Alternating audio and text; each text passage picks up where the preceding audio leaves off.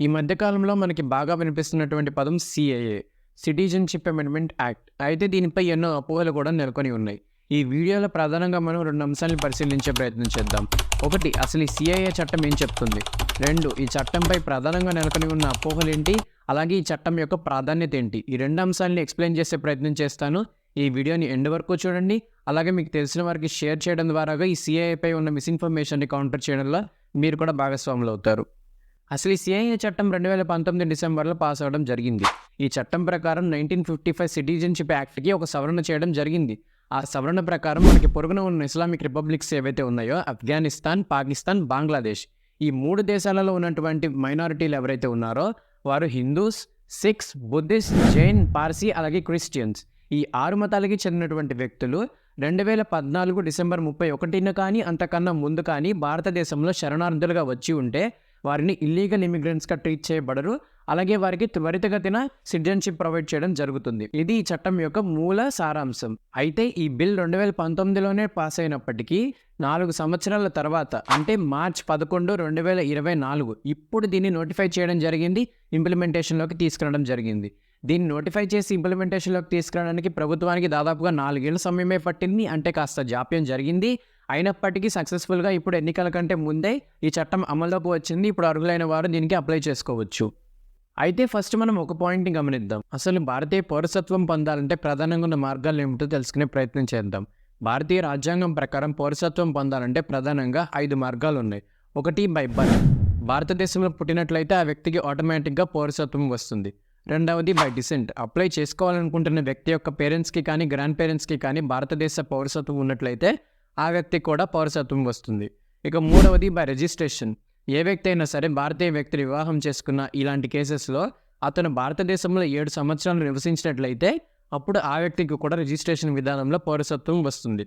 ఇక 4, by naturalisation, ఈ naturalisation విధానంలో ఏ వ్యక్తి అయినా 11 సంవత్సరాలు భారతదేశంలో ఉండి అలాగే అప్లై చేసుకునే ముందు 12 నెలలు వరుసగా దేశంలో ఉండి ఉంటే కనుక ఆ వ్యక్తికి కూడా సిటిజన్షిప్ వస్తుంది. ఇక 5, ఏ ఇతర ప్రాంతాలైనా సరే భారత భూభాగంలో విలీనమైనప్పుడు ఆ ప్రాంత ప్రజలందరికీ కూడా ఆటోమేటిక్గా ఇండియన్ సిటిజన్షిప్ వచ్చేస్తుంది. ఈ విధానాల ద్వారా ఏ వ్యక్తి అయినా సరే ఈ రిక్వైర్మెంట్స్ని సాటిస్ఫై చేస్తే కనుక కులమత ప్రాంతాలకు అతీతంగా భారతీయ పౌరసత్వాన్ని ఎప్పటిలాగే పొందవచ్చు. ఈ సిఏఏ ఏమిటంటే ఇది ఒక సవరణ మాత్రమే. ఇది కొత్తగా పౌరసత్వం ఇస్తుందే కానీ ఎవరి పౌరసత్వాన్ని తీసేయదు. ఇది మొదటిగా మనం గుర్తుంచుకోవాల్సిన పాయింట్. అయితే ఇంతకు ముందు వరకు ఉన్న చట్టాల ప్రకారం ఏ వ్యక్తి అయినా భారతదేశంలో ఇల్లీగల్గా ప్రవేశించినా లేక ఆ వ్యక్తి యొక్క వీసా ఎక్స్పైర్ అయిపోయినప్పటికీ ఈ దేశంలో నివసిస్తున్నట్లయితే వీరందరినీ కూడా ఇల్లీగల్ ఇమిగ్రెంట్స్గానే ట్రీట్ చేయడం జరుగుతుంది. అలాగే ఫారినర్స్ యాక్ట్ అలాగే పాస్పోర్ట్ యాక్ట్ ప్రకారం వీరిని అరెస్ట్ చేసే అవకాశం ఉంటుంది, లేదంటే ఏ ప్రాంతం నుంచి వచ్చారో ఆ ప్రాంతానికి డిపోర్ట్ చేసే అవకాశం కూడా ఉంటుంది. కానీ ఈ సిటిజన్షిప్ అమెండ్మెంట్ యాక్ట్ ప్రకారం ఈ 3 దేశాలు ఏవైతే ఉన్నాయో పాకిస్తాన్, బంగ్లాదేశ్, ఆఫ్ఘనిస్తాన్, ఈ 3 దేశాలలో ఉన్నటువంటి 6 మతాలకి చెందినటువంటి వ్యక్తులు ఎవరైతే ఉన్నారో వారు డిసెంబర్ 31, 2014 కంటే ముందు భారతదేశంలో ప్రవేశించి ఉన్నట్లయితే వారికి పాస్పోర్ట్ యాక్ట్ అలాగే ఫారినర్స్ యాక్ట్ అనేవి వర్తించవు. తద్వారా వారు ఇల్లీగల్ ఇమిగ్రెంట్స్గా ట్రీట్ చేయబడరు. అలాగే వారిపై ఇమిగ్రేషన్కి సంబంధించినటువంటి ఛార్జెస్ అన్నీ కూడా మాఫీ చేయబడతాయి. కానీ ఈ సిఏఏలో అప్లై చేసుకున్నటువంటి అప్లికెంట్స్ ఎవరైతే ఉంటారో వీరందరికీ అంత ఈజీగా ఏమీ పౌరసత్వం ఇవ్వట్లేదు. వీరందరి బ్యాక్గ్రౌండ్ చెక్స్ చేయడానికి ఏకంగా ఇంటెలిజెన్స్ బ్యూరో అనే రంగంలోకి దిగింది.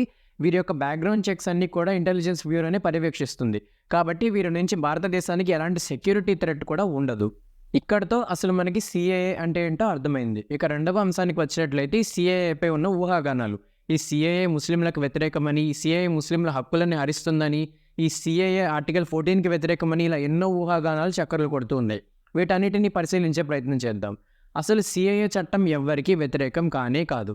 ఇది ఎవ్వరి యొక్క హక్కులను హరించేది కాదు. ఎందుకంటే ఇది ఎవ్వరి సిటిజన్షిప్ని తీసేయట్లేదు. ఇది కొత్తగా సిటిజన్షిప్ ఇస్తుంది అంతవరకే, కానీ ఎవరి యొక్క సిటిజన్షిప్ని తీసేయదు. ఇక్కడతో ఈ మిత్ బర్స్ట్ అయిపోయింది.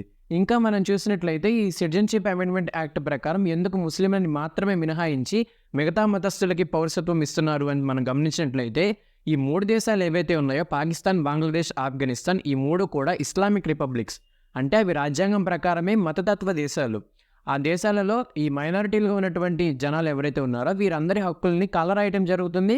వీరందరిపై స్వతంత్రం వచ్చినప్పటి నుంచి కూడా, దేశ విభజన జరిగినప్పటి నుంచి కూడా ఎన్నో దాడులు, దమనకాండాలు జరుగుతూ వచ్చాయి.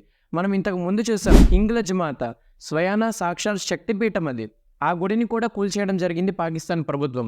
ఇంకా ఆఫ్ఘనిస్తాన్లో అయితే అసలు చెప్పనక్కర్లేదు. బంగ్లాదేశ్లో మొన్న జరిగిన నవరాత్రుల్లో కూడా దుర్గా పూజ పందిర్లపై జరిగినటువంటి మతతత్వ దాడుల్ని మనం చూసాం. అలాగే పాకిస్తాన్లో ఎన్నో దేవాలయాలపై జరిగిన దాడుల్ని మనం చూసాం. ఎంతోమందిని ఊచకోత కోయడము మనం చూసాం. ఇంత చూస్తూ కూడా మన నుంచి విడిపోయిన దేశాలలో ఉన్నటువంటి వ్యక్తులకి ఆశ్రయం ఇవ్వాల్సిన బాధ్యత మనపై ఉన్నదా లేదా? ఎందుకంటే హిందువులకి ఉన్నటువంటి దేశం భారతదేశం మాత్రమే. ఇంకా ఏ దేశము హిందువులకి ఆశ్రయం ఇచ్చే దేశం లేదు, హిందూ దేశం అంతకన్నా లేదు. కాబట్టి మనం వారికి ఆశ్రయం ఇవ్వాల్సిన బాధ్యత ఉన్నది. అందుకనే ఇస్లాంని మాత్రం మినహాయించి మిగతా మతస్థులందరికీ కూడా ఈ దేశంలో పౌరసత్వం ఇవ్వడం జరుగుతుంది. అసలు దేశ విభజన జరిగిందే మత ప్రాతిపదికన. ఇప్పుడు ఆ ఇస్లామిక్ దేశాలలో ఉన్నటువంటి ముస్లింలకు కూడా సిటిజన్షిప్ ఇవ్వాలంటే ఇంకెందుకు ఆ దేశాన్ని కూడా తీసుకువచ్చి భారతదేశంలో కలిపేయండి. అప్పుడు మీకు కూడా భారతీయ పౌరసత్వం అందరికీ వచ్చేస్తుంది. అంతే కదా. మనం ఒక చిన్న ఎగ్జాంపుల్ చూసినట్లయితే ఎందుకు ఆ దేశాలలో ఉన్న మైనారిటీలకి మాత్రమే ఈ భారతదేశంలో సిటిజన్షిప్ ఇవ్వాలని మనకు అర్థమవుతుంది. 1947 ఆ ప్రాంతాలలో పాకిస్తాన్లో ఉన్నటువంటి హిందూ పాపులేషన్ కనుక మనం గమనించినట్లయితే అది మొత్తం జనాభాలో దాదాపు 20% పైగానే. అదే ఇప్పుడు మనం ఆ సంఖ్యను గమనించినట్లయితే అది దాదాపు 1.6%. అంటే ఎంత డ్రాస్టిక్గా అక్కడ ఉన్నటువంటి హిందూ పాపులేషన్ పడిపోయిందో మనం అర్థం చేసుకోవచ్చు.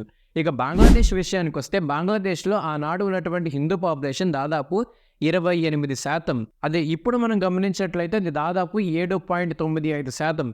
ఇక్కడ కూడా డ్రాస్టిక్ చేంజ్ మనకి కనపడతా ఉన్నది. ఇక ఆఫ్ఘనిస్తాన్ విషయానికి వస్తే అది మాట్లాడుకోవడం కూడా అనవసరమే. ఎందుకంటే అప్పట్లో దాదాపు 7.5 లక్షలకు మంది పైగా హిందువులు ఉండేవాళ్ళు. ఇప్పుడు ఆ సంఖ్య చూసుకున్నట్లయితే అది పూర్తిగా కనుమరుగైపోయిన పరిస్థితి. అంటే ఆ దేశాలలో ఎంత తీవ్రమైన సప్రెషన్ ఉందో మనకి ఈ పాపులేషన్ చేంజ్ చూస్తే అర్థమవుతుంది. ఇక భారతదేశాన్ని కనుక మనం గమనించినట్లయితే ఈ దేశాలన్నిటికీ భిన్నంగా ఇక్కడ ఉన్నది. ఇక్కడ 1951 సెన్సస్ ప్రకారం ఇక్కడున్న ముస్లింల సంఖ్య దాదాపు 3 కోట్లు. అంటే మొత్తం జనాభాలో 9.8%. అది ఇప్పుడు ఆ సంఖ్యను కనుక మనం గమనించినట్లయితే అది దాదాపు 20 కోట్లకు పెరిగింది. అంటే మొత్తం జనాభాలో 14.2%. అలాగే ఇక్కడ ఉన్న హిందువుల సంఖ్యను కనుక మనం గమనించినట్లయితే అప్పుడు మొత్తం జనాభాలో 84% పైగా హిందువులు ఉండేవాళ్ళు. ఆ సంఖ్యను కనుక ఇప్పుడు చూసినట్లయితే అది 79.1%కి తగ్గింది. అంటే భారతదేశంలో మెజారిటీలు తగ్గారు, మైనారిటీలు పెరిగారు.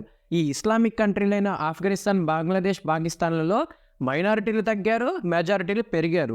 ఈ ఒక్క ఉదాహరణే మనకి భారతదేశంలో ఎంత స్వేచ్ఛ ఉన్నది, మైనారిటీలకి మెజారిటీలకి సమానమైన హక్కులు ఉన్నవి అని మనకి అర్థమవుతా ఉన్నది.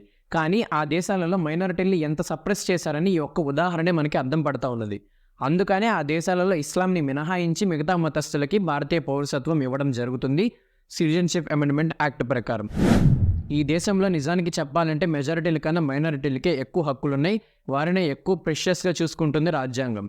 కాబట్టి ఈ దేశంలో ఎలాంటి మైనారిటీ పర్సిక్యూషన్ ఉండదు, అందరినీ సమానంగానే చూస్తారు. కానీ ఆ దేశాలలో దమనకాండలకి గురవుతున్నటువంటి ప్రజానికానికి ఆదుకోవాల్సిన బాధ్యత మనపై ఉన్నది. ఎందుకంటే ఆ దేశాలు కూడా మన దేశం నుంచి విభజించబడినటువంటి దేశాలే. అందుకనే ఆ దేశంలో ఉన్నటువంటి మైనారిటీలకి ఈ దేశంలో పౌరసత్వం ఇవ్వడం జరుగుతుంది. నిజం చెప్పాలంటే 2014 డిసెంబర్ 31 కన్నా ముందు వచ్చిన వారికి మాత్రమే ఇవ్వడం జరుగుతుంది. ఇక ఆ తర్వాత వచ్చిన వారి పరిస్థితి ఏంటి? అది ఇంప్లిమెంట్ అయ్యేసరికి 4 ఏళ్ళు దాటిపోయింది. మనం ఒకసారి చూసినట్లయితే 2014 డిసెంబర్ 31నే ఆ వ్యక్తి ఇండియాలో ఎంటర్ అయ్యాడు అనుకున్నా కానీ ఇప్పటికే అది 10 ఏళ్ళు అయిపోయింది. అంటే అది నార్మల్ ప్రాసెస్కే వచ్చేసింది. ఇందులో అంత అతీతంగా ఇస్తున్నది ఏమీ లేదు. కాబట్టి ఈ చట్టాన్ని అంత వ్యతిరేకించాల్సిన అవసరం లేదు. ఇది పూర్తిగా సమర్థనీయమైన చట్టం. ఈ వీడియో మీకు నచ్చినట్లయితే ఖచ్చితంగా లైక్ చేయండి, షేర్ చేయండి, సబ్స్క్రైబ్ చేయండి, మీ మద్దతును తెలియజేయండి. జై హింద్, భారత్ మాతాకి జై, శ్రీ మాత్రే నమః.